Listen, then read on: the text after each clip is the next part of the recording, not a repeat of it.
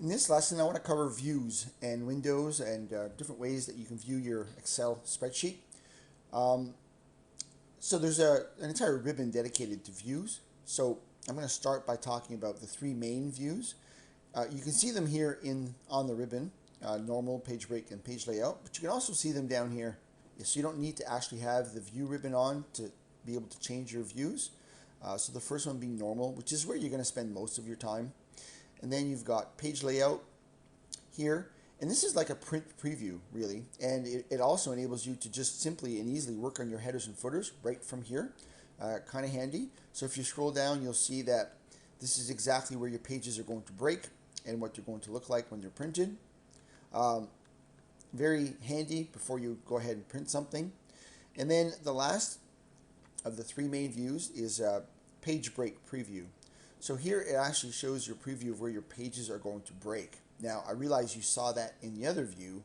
I guess the difference here is you can you can change where your pages break by simply clicking and dragging. Now I believe this is going to come up in a future lesson, so I'm not going to go at length, but just so you know that that's what you're able to do in this view.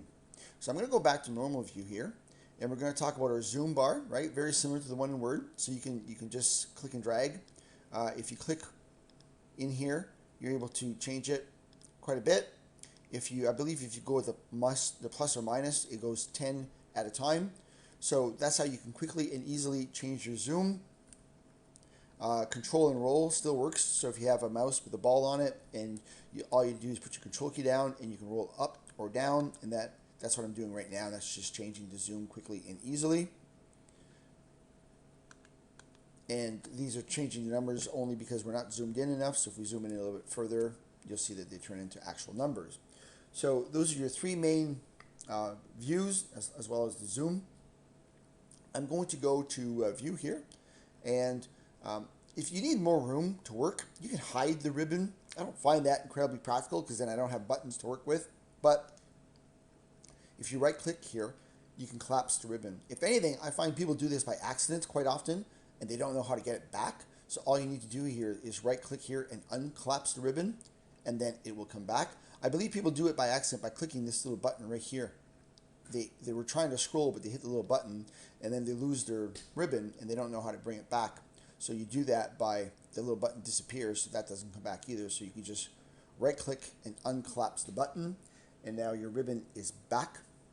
You have different zoom options here. You can go to 100%. You can select a bunch of text and say zoom to that. Okay. Don't find myself using that very often. Oftentimes there's actually more options than you'll ever use. I want to talk now about freezing and splitting. I have a pretty long spreadsheet here, and as I scroll down, I find it pretty important to sometimes to want to maintain a row or a column. So if I want to keep seeing rows 1 and 2, I would simply select row 3, and I would ask to freeze. So I would freeze those panes. So now as I scroll down, 1 and 2 stay there, frozen. Okay? And if you're getting this a lot and you don't want to keep zooming in and zooming out, simply double click between the C and D, and that will adjust your columns so that you're actually able to see the numbers. So that's how you freeze. And then when you want to unfreeze, you unfreeze, and now it's just back to normal, and those won't stay there. I simply want to mention the fact that your document might also be very wide, so as you scroll to the right, you may want to see column A as well. So the rule is a simple one when you know it. You need to select the cell that's below and to the right of whatever you want frozen. So below would be anything in 3, and to the right would be B. So there's only one proper answer here. You need to be in B3 if you want to freeze 1 and 2 and A. So B3 is the only answer. So it's below and to the right, and then I would go to freeze, and I would freeze panes. So now as I go to the right, A will stay, and as I go down, 1 and 2 will stay. An incredibly useful feature. I remember teaching this in seminars years ago, and the entire audience went, "Ah," because I guess they've been scrolling up and down, losing stuff. So you need to know that. You may also have the ability or the need, to work in a couple of different areas of your worksheet at the same time, in which case scrolling up and down might become a real pane. So rather than freezing the panes, you're able to split your window. Now, it split it here. You can move where it's split. So here, I'm just going to bring the split over, and you can, so you're able to choose where you split it. So I have 4 different windows to work with here. They each have their own ability to scroll inside. Now, I find 2 to usually be enough. I usually go 1 up and 1 down. So if you want to get rid of one of those, you just do it that way. So now I can work and look at the top while I look at another area down below. So all I've done there is I've split my window into 2, right?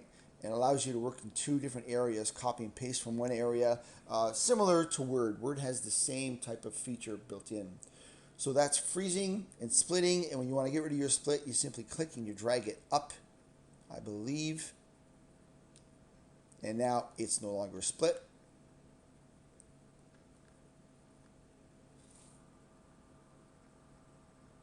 I want to talk about multiple windows now. I have a workbook, right? So I have multiple sheets in this workbook. I have week 1, and then I have sheet 2, and I have sheet 3. I may want to work on 2 of these at the same time. So if I want to do that, I would ask for a new window. And now it's simply giving me, so down here, it's telling me that I have 2 Excel windows open, right? So what I would ask to do is I would go to view now, and I would ask to view side by side. So now I'm able to see both. Now I was hoping that that would take up the entire window. I'm going to try that one more time. View side by side.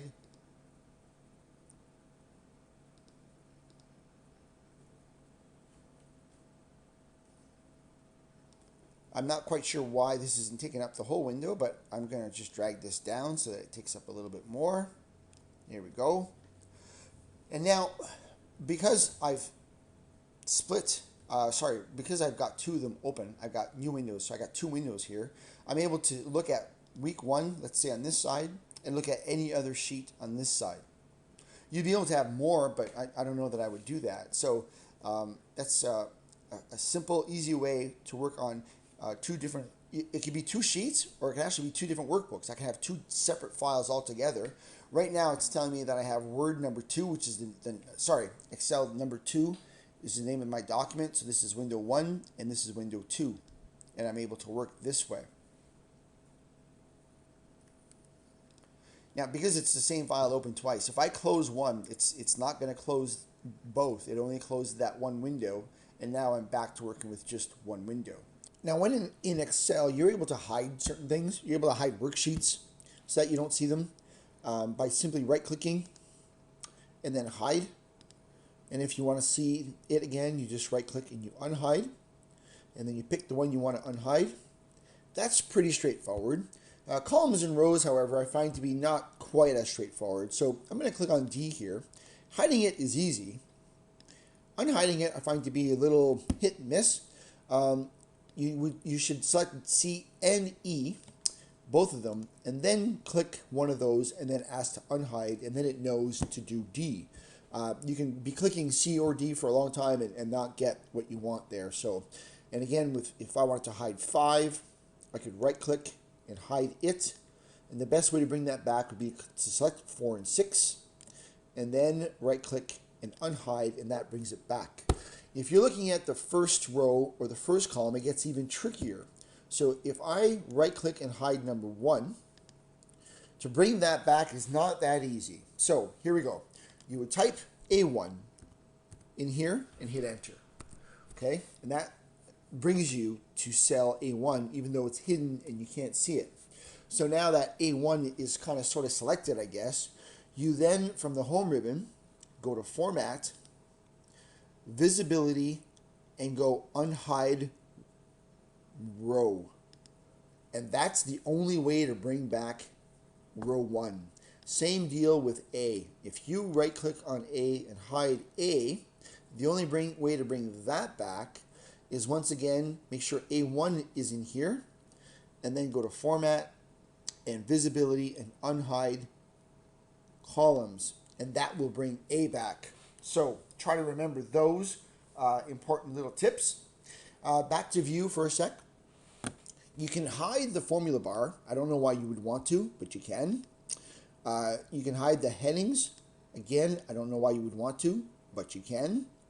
I guess it's better that you know how to bring them back than it is you hide them, in my humble opinion. You can hide the grid lines. Once again, don't know why you would, but you can. Okay, so that's just the grids right there. So those are 3 other things that you need to know. So that's pretty much all the basic things you need to know about views and hiding and unhiding in Microsoft Excel 2013.